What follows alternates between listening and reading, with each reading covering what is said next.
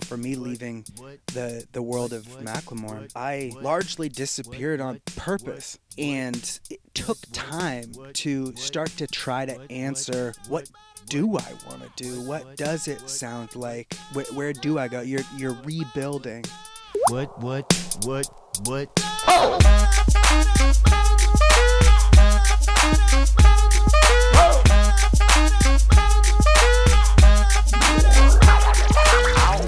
Ryan Lewis, how we doing, man? Great. Dude, how are you? I'm good. So we're at GSON Studios. That's right. Which is where the Beastie Boys were. It is. And I grew up watching videos of them doing like studio updates and stuff Yes. from here. This is the Beasties' own studio in LA where they're recording their album. Let's hope it's more successful than their basketball. So Yes. how did you get involved with having this studio? Complete luck. Yeah? Just luck. I knew somebody who knew somebody that these spaces were opening up. And when I moved to LA in 2020, this was kind of the entry point, not just to this studio, but also to Atwater Village, Northeast LA, Which is et such a cetera. cute area, as I was saying. But so Yeah. you moved to LA in 2020. That seemed to be the time when everyone was moving out of LA. For So what brought you out well, it was the this time way? that nobody knew anything about Yeah. anything. It was the middle or the first few months of the pandemic. I had a not even 1-year-old with my wife Jackie, and we were energized and inspired to move. And then this kind of opened up, which narrowed the scope of what that would look like. Oh, yeah. And then I would say 2020, 2021 was like literally just in this neighborhood as everybody was stuck in their little bubbles. For a couple years, I feel like I lived in LA, but really just in this like 4 blocks. Right here. Yes. But you're from Seattle. That's where I was born. Yeah. And I only lived there till I was 5. So there was a time in our babyhood days where we lived in the same city because I was born in 91. So Nice. we're pretty dang close. I was born in Puyallup, Washington. I don't even know where that is. It's south of Seattle. It's closer to Tacoma, Washington. I know Tacoma. And then I moved to Spokane when I was 2. So I wouldn't say I became a Seattleite until I was 15. Okay. Yeah. So a couple years So after you're I an left. earlier Northwester than If anything, myself. I paved the way for you. You did. I You like made it to possible think. for me to get there. So when you started doing music stuff in that world out there in the early mid-ish 2000s, I'm just curious, was Nirvana still a buzz at all? Was anyone trying to say like, oh, we want to do this?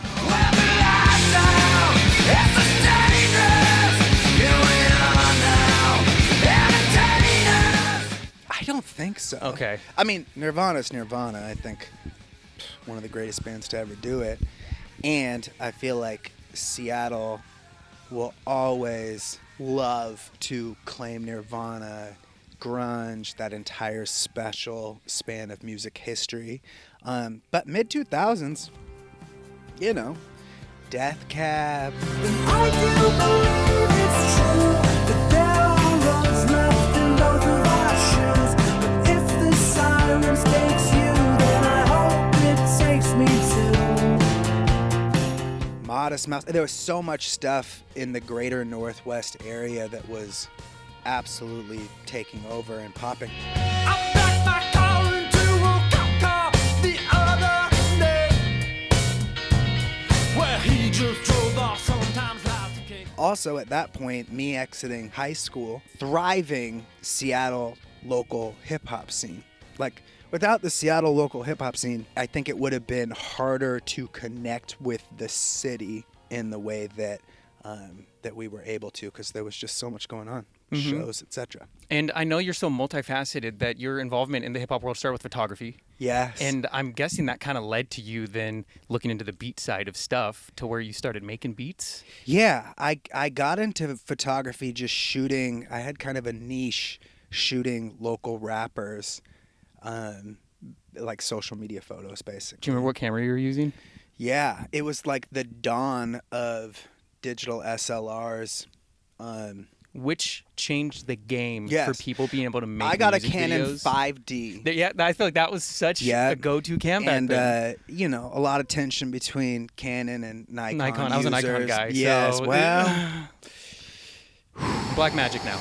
okay, that's cool. Blackmagic has a cool factor, I feel like. Back then, Canon 5D, full frame sensor. I forget how many megapixels, but it sounded like a lot at the time. I was in full discovery mode. in terms of discovering what I liked about photography, discovering Photoshop, photo editing, compositing, and kind of parallel to that was figuring out beats, Fruity Loops, eventually Pro Tools, sampling, all of that. Because before that, I was playing guitar in bands. I got to know, what kind of music were you playing in your first bands while you were Metal. doing guitar? No, okay, yes, I was in metal bands. Yeah. Who wasn't in metal Yeah. bands in the early days? I went through some intensive phases. Like, the beauty of adolescence is just how dedicated you are to a very particular, like, It becomes your everything. Oh yeah, I would say, like, there was a point that metal, hardcore, post-hardcore, screamo, emo, that whole zone, I loved. That was like, those were the shows I was going to. That was what I wanted to play on guitar. When I moved to Seattle, that culture certainly wasn't really at my high school. Yeah. Was it more hip hop? Was it Way more hip hop, way more like just things that were not as much at the high school that I was coming from, which was a lot more sports oriented. You know, jazz, theater, you know, stuff like that on a state level and a national level, the high school I went to in Seattle was just like thriving. So that transformed me quite a bit. Like, I don't know if I would have gotten as much exposure to what was happening in hip hop at that time and what was, I don't know, really cool to the people I was hanging out with in high school. Yeah, and it was such an interesting time in music as we were coming up, because there was Napster for everyone to be illegally downloading stuff. The internet was just happening. MySpace was the first time where an artist You're dating us right now. I know. You're really dating These kids us. are like, what is he talking Cut about? this What is entire Napster? section.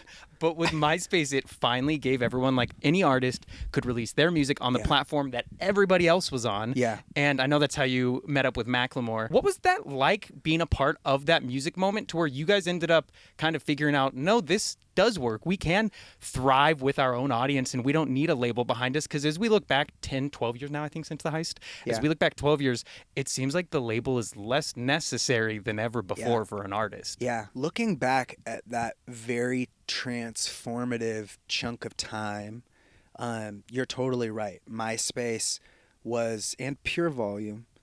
Pure Volume. Yes. We are dating ourselves we are, again. We No are. one But doesn't know what we're facts saying. are facts.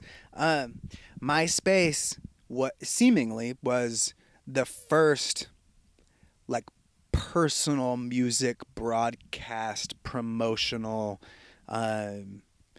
structured ability to directly connect with your fans online in a way that hadn't happened. And I do think that simultaneously to that,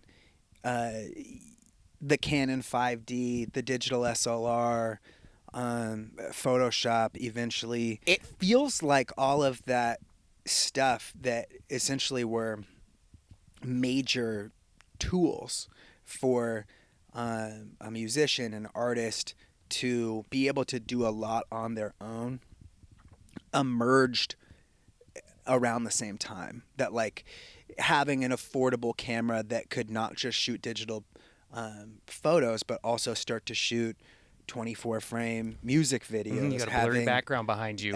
No one had depth of field before. For sure. So I'm using camcorders now. For my interview setup, I went back to camcorders. It just made more sense for me for an interview. Yeah. But that DSLR was so insane. It was. Hello, everybody. Nick Major here with the Spout Podcast. And I know we're all about the latest in pop culture, but I want to take a minute to talk with you about health, specifically weight loss. If you have been struggling to find a solution that works for you, Hers is here to help. Hers is changing the game with personalized weight loss plans that include GLP-1 weekly injections featuring the same active ingredients as Ozempic and Wegovy, or they also have oral medication kits. Their program pairs you with a licensed medical provider to create a treatment plan tailored to your goals, and if prescribed, your program includes the medication, ongoing medical care, and online support at no additional cost. Hers keeps it simple and affordable. Weight loss plans start at just $199 per month for compounded GLP-1 injections with a 12-month prepaid subscription, no hidden fees, no memberships, and your treatment ships for free directly to your door.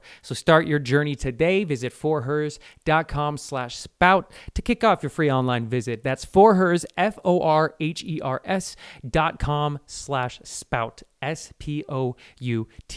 Hers weight loss isn't available everywhere. Compounded products are not FDA approved or verified for safety, effectiveness, or quality. Restrictions apply. Ozempic and Wegovy are not compounded. I feel like we were fortunate, and I was fortunate. I mean, anybody, I feel like there's a different version of this happening now, but there is excitement, and it's just interesting learning what you're wanting to do as a creative, be it visually, musically, production-wise, as the tools are rapidly changing, and with the changing of the tools, the entire industry changing in terms of, where the kind of gatekeeping is at. Like now, seemingly, the challenges of starting from a place like where we started in Seattle and trying to break out and get exposure elsewhere.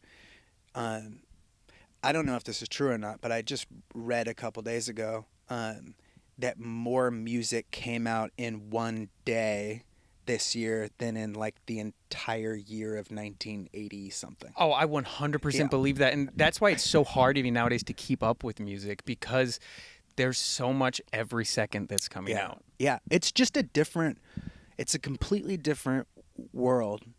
And it's a world that for the listener, for the audience, is a pretty magical one in terms of like, you have access to everything all the time. Everything. And I think that's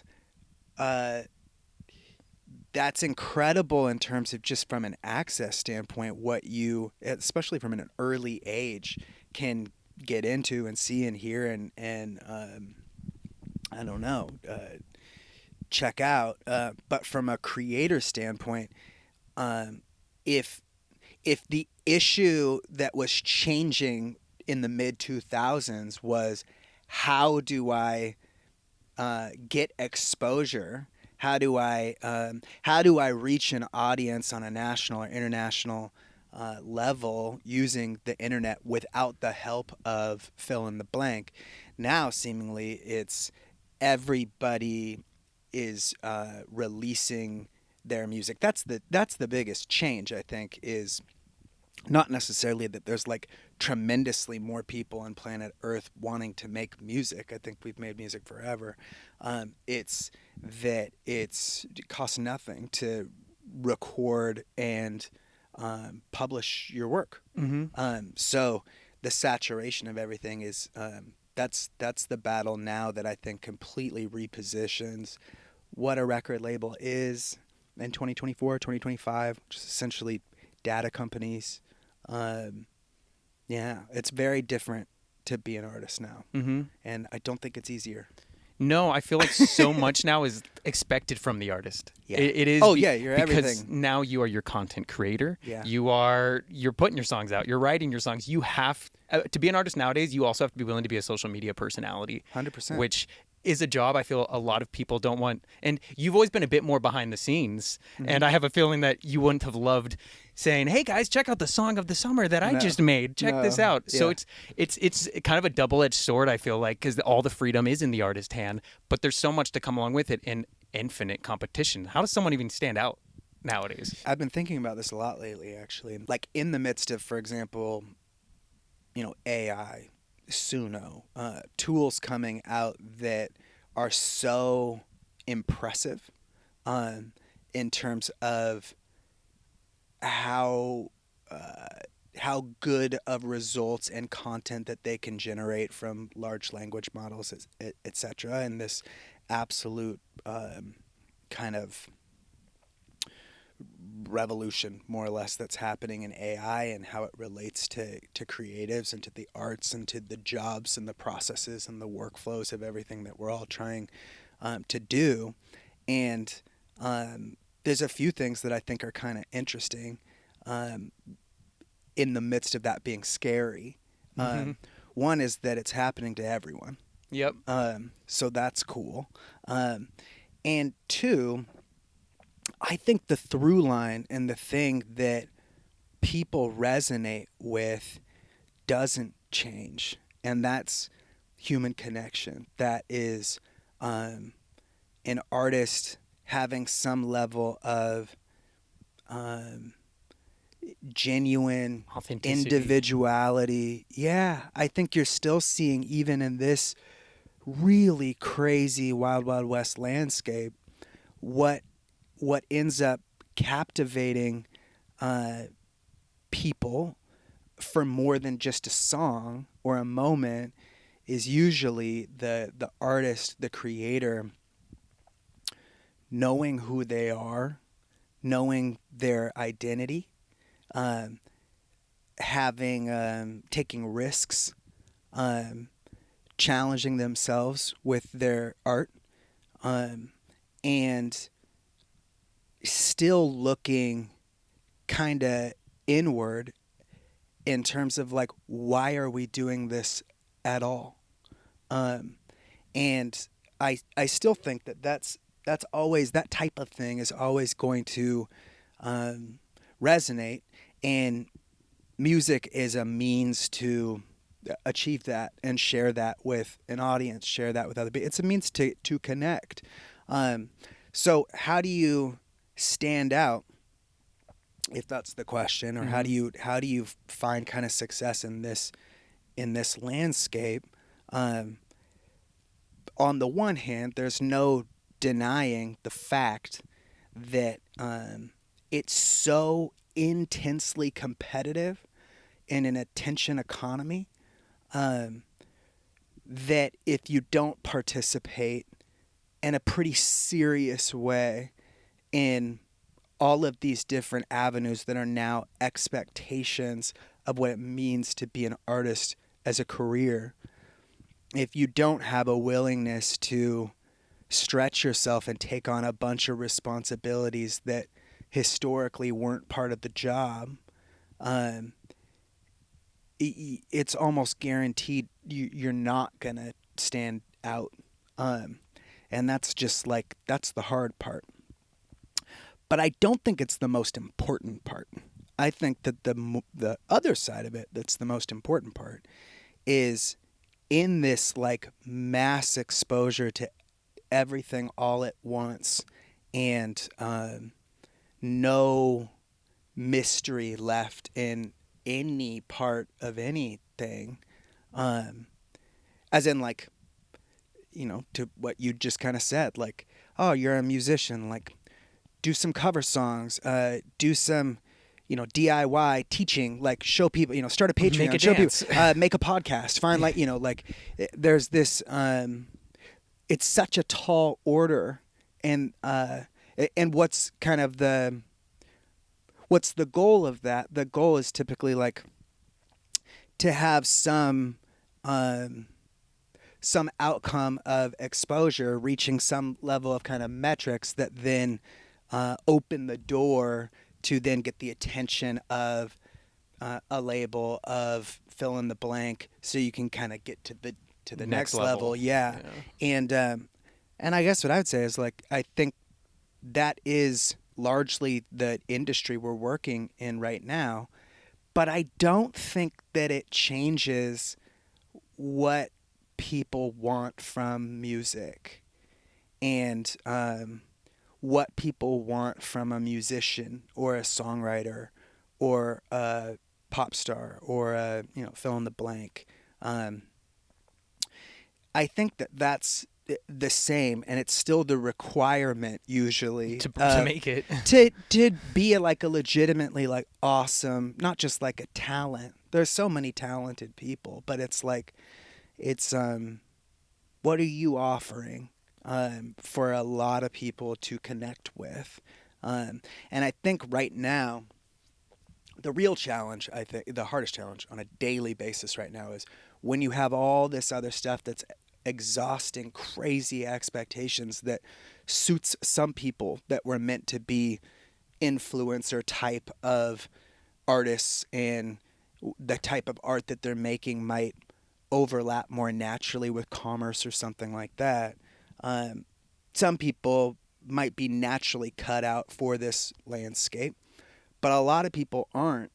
And it's easy to get it out of order, I think, where first I have to check all of these crazy boxes and make that podcast and get my social media set up and find my all these things that are very hard to do and have nothing to do with music.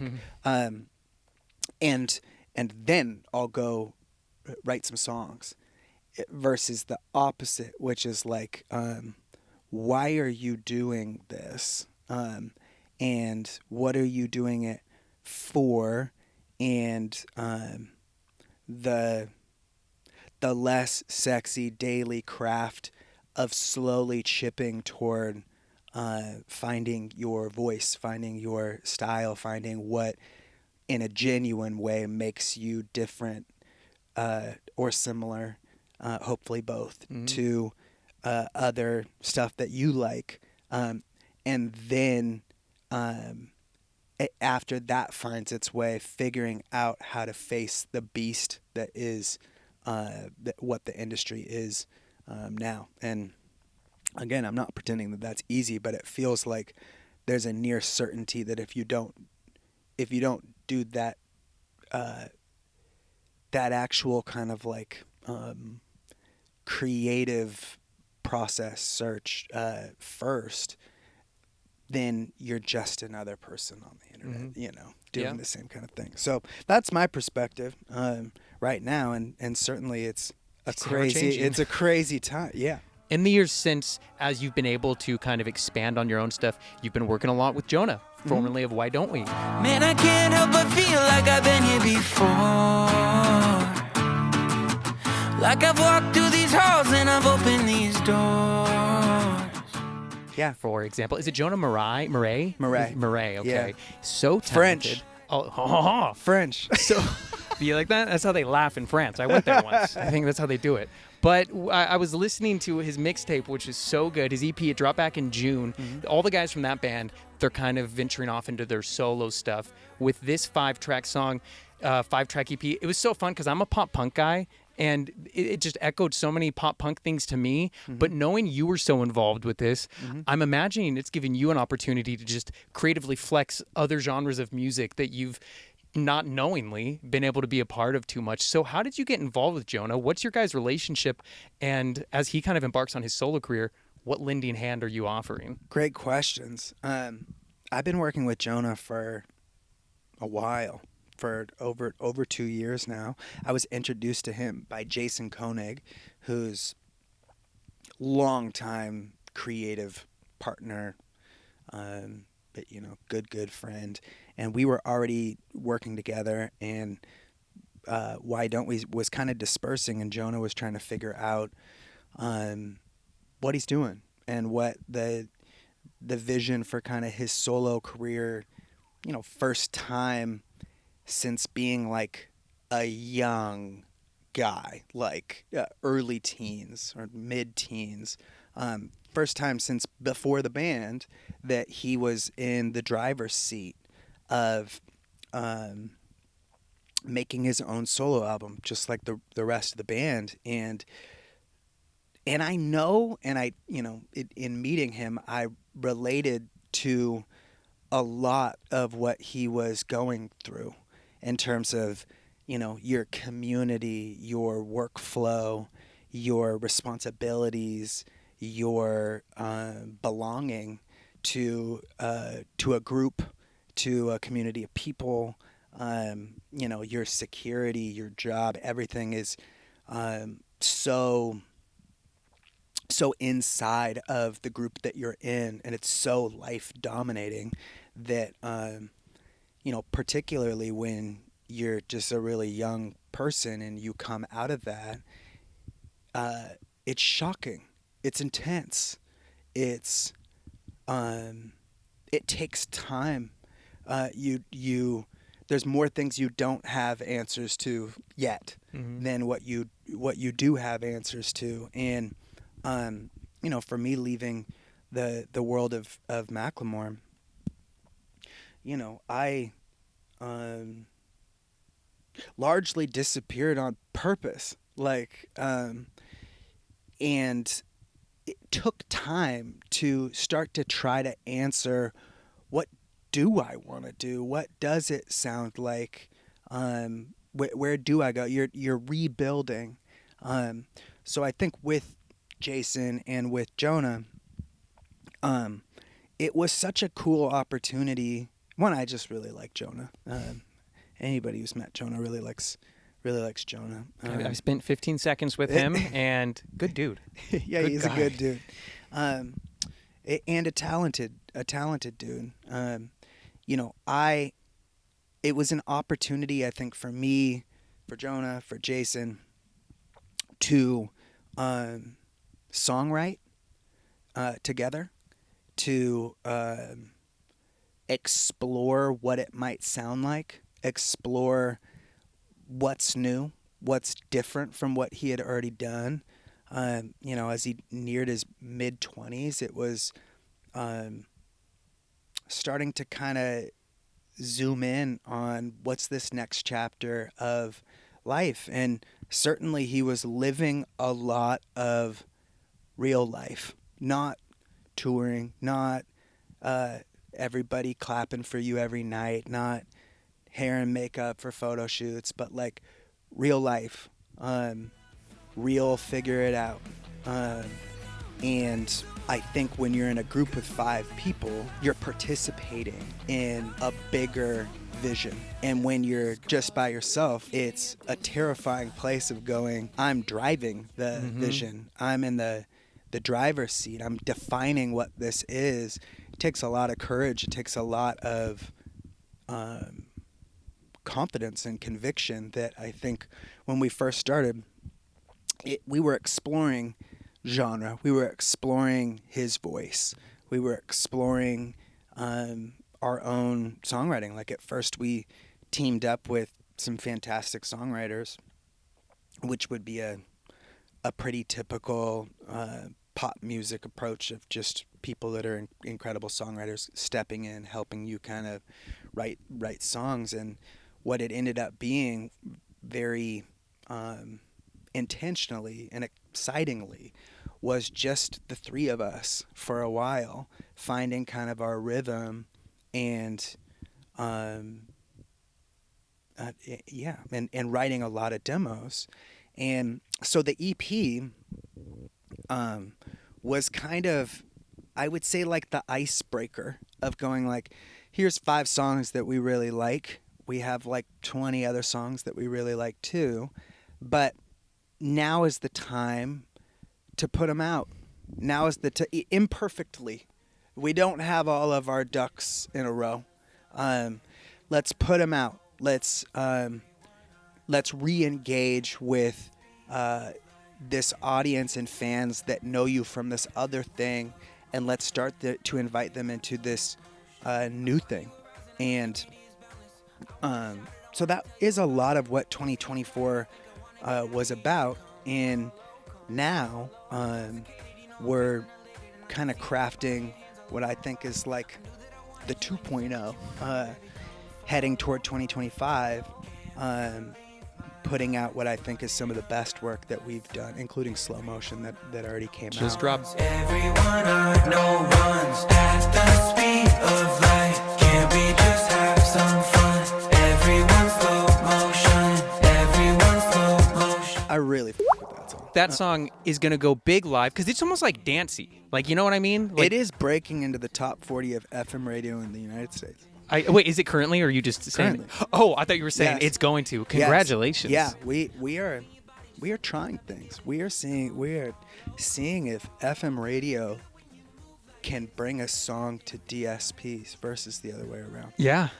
Which is very exciting. And also just a lot of people around the country, DJs, stations supporting Jonah, which just speaks to him being a guy that's worth supporting. You get to kind of put into effect everything we were talking about previously in Yeah. regards to being an artist with social media and how you have to handle it nowadays. Yeah. That's what Jonah's life is, I suppose. Yeah, 100%. But yeah, that song came out. I really like that song. And yeah, and also I did the EP. I'm doing the next one, and so it was also just kind of like calling it what it is a little bit, which is fun. I thought I was enough. Anxious, lost it, lost what I was. Stuck in my head, a twisted lullaby. Which it was a great, fun variety of songs that were all close enough to each other to make sense, but also a good variety to be like, ooh, this 5 songs is taking me all over the place. Yes. It's slow, it's upbeat, it's Yes. So that was great. But how do you? I'm guessing you're a bit of a perfectionist when you're creating, maybe not, but you were just saying how these songs, they weren't necessarily absolutely perfect. We were like, let's just get something out, let's re-engage. How do you, a creative person, stop a project and finally say it's at a point to release? That's hard. It's a hard thing to do. What?